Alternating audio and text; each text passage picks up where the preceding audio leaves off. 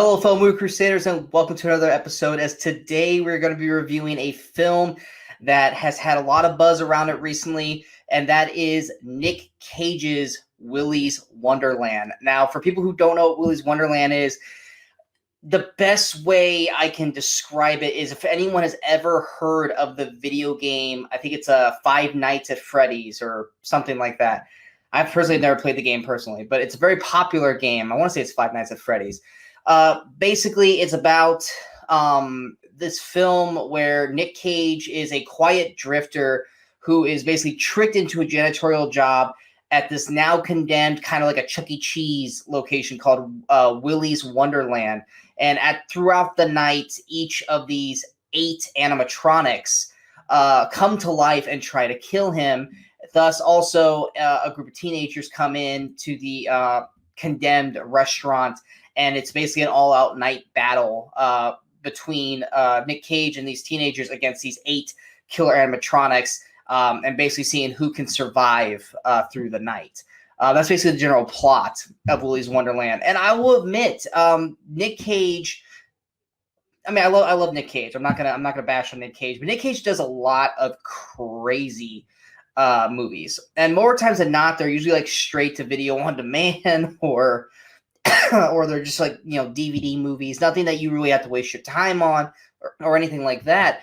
But because of the premise of this movie, a lot of people are like, this is basically Five Nights at Freddy's. I can't wait to see this. Plus, it's Nick Cage, who's still riding high off of Mandy, and I think it was Color Out of Space. He's actually been doing some pretty good films as of late. So with this, it was definitely a lot of high expectations. Me personally, I had high expectations on this film because this premise is fantastic. I mean, this is a fantastic premise. You have a Chuck E. Cheese type of store, Willy's Wonderland, and you basically have this. Basically, how it happens is there's a demonic possession between these 8 serial killers who transport their bodies, kind of like Chucky, into these demonic animatronics, and the town basically sacrifices a person or people every so often to basically go into the building, clean it, which they're basically effectively, cleaning it until they eventually get killed by one of these animatronics. And thus, by doing so, the animatronics will not attack the town. But so basically, we get the janitor, played by Nick Cage, coming in to basically do this. Now, as cool as this premise is, this movie is a messy train wreck. Now, of course, you go, Sean, you know what movie you were signing up for when you watched this. You know this wasn't going to be, this fantastic film. Yes, granted. But I am so in love with the premise of what this movie could have been, that if you had put the right people behind this film, and this is nothing against Nick Cage, but you could have put the right kind of director, the right kind of script writers into this film, this movie could have been huge. But sadly, this movie is going to be just another one of these weird VOD movies that Nick Cage does. One of the biggest travesties that this movie does is that they take the greatness of Nick Cage, and which is his dialogue and his wild and crazy antics. You take that away by not letting Nick Cage say one word in this entire movie. Nick Cage does not speak a single word in this film. He is basically all just looks and grunts. And to me, right there, you've already failed. You've already failed this movie by not letting Nick Cage talk, because there's too many plot holes and there's too many story elements that need explanation from Nick Cage's character that is simply not happening. He doesn't even have a name. He's literally dubbed the janitor on the cast list. Reasons why we need to talk.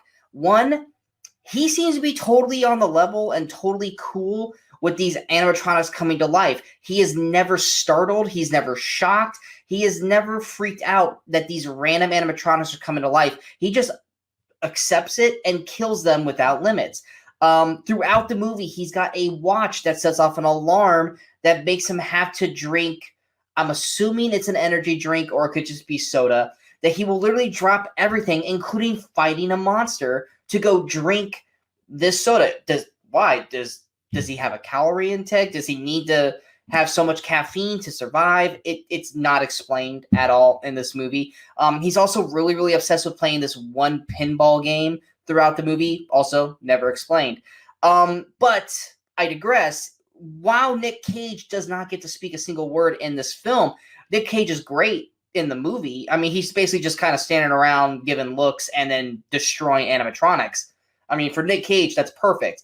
But taking the words out of his mouth is the equivalent to basically zip tying Deadpool's mouth in X-Men Wolverine's Origins.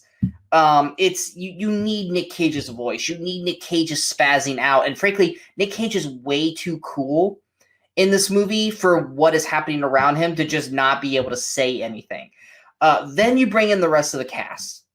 The rest of the cast is awful.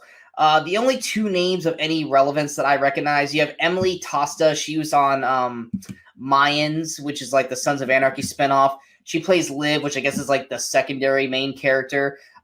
She's not good in this. Like she does things in this movie that really just irk me, where she'll act decently in a moment, and then she'll just stand there dumbfounded the next, and just in the middle of like crazy scary stuff happening with these animatronics, she'll just stand there like, and just not react to anything. And it's not a good performance. Beth Grant, I mean, a lot of people will recognize her. She plays Sheriff Lund. She's in so many other things.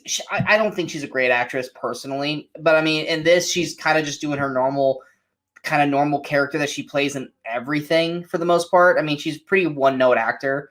The rest of the cast is horrendously bad. No one, I'm not even going to mention them because I'm not going to mention them by name, because all of them put in horrid performances to the point where you wonder, have they ever gone to acting school? Do they know how to act? Do they know how to emote? Do they know how to do expressions and anything like that? The acting is horrid in this film, outside of Nick Cage, who once again is not really doing a whole lot in the movie. The one credit I will definitely give this movie, the animatronics look fantastic. The scary moments of this film look great and are executed perfectly. The kills, when you can actually see them, look really good, because the problem is that this movie loves to do very dark lighting. It likes to do strobe lights. It loves, for some reason, to do a weird lens flare, like they're trying to be J.J. Abrams, which makes no lick of sense throughout this movie. But when you can visually see what is going on with these animatronics, it looks great. But the story itself is where this movie fails. You got a horrible story that really needs to be... there's at least 2 times in this film where the movie just straight up stops, and these horrible actors have to basically go, we're going to basically explain the story of this, even though Nick Cage's character is not asking at all what's going on. He's accepted what's happening, but these characters decide to stop the movie and go, let's basically explain everything that's going on so the people who are watching the movie, us, know what's going on. And then because Nick Cage won't respond back to them, they basically have to then pause and then answer like he's answering to them, which just, it makes no lick of sense whatsoever. And then then they stop it again in the third act to explain more basically stuff that we kind of already figured out by the time we get to that part of the movie. But like I said, Nick Cage is fine in this. This movie could have been fantastic. It could have been great, and it could have spawned many sequels had this been in the right hands. But the direction, outside of the scary elements and the animatronics, which like I said look great in this film, is not well done. Like I said, weird lens flaring, weird choices for characters, weird choices for dialogue. Characters are doing incredibly stupid things in this movie, such as you have 2 characters, one character in particular who is dead set on not going inside this place because they all know what's going on inside, yet they still go in. And then this one character, as he well knows, this one room is the one room you don't go into, decides to follow a girl into this room and proceed to have sex in said room. I get it. She's your girlfriend. She wants to have sex. You're going to probably try to do it. But in this situation, you know what's going on in this building right now. You know you're under attack from these killer things.